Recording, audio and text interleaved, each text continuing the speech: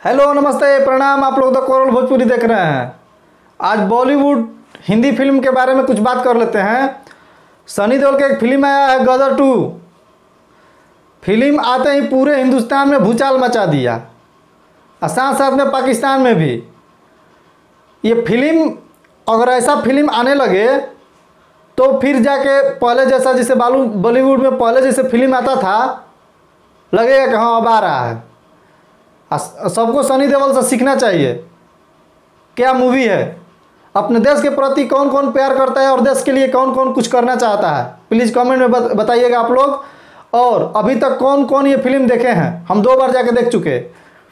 आप लोगों में से कौन कौन देखे हैं कमेंट में बताइएगा। और इस फिल्म को लेकर के कितने दिन से हम लोग इंतज़ार कर रहे थे और आप लोग में से कौन कौन इंतज़ार कर रहा था वो भी बताइएगा। ये फिल्म कैसा है, इस फिल्म को इतना मतलब मोदी जी जाके देख लिए, मतलब बहुत बड़े बड़े लीजेंड लोग जाके देख रहे हैं इस फिल्म को। फिल्म ऐसा होना चाहिए, गार्दा एकदम। क्या एंट्री था उसमें सनी देओल का, जब वहाँ आते हैं वो अपने बेटे को बचाने के लिए, तो भाई क्या कहना है। बॉक्स ऑफिस पर तो एकदम धमाल मचा के रखा है।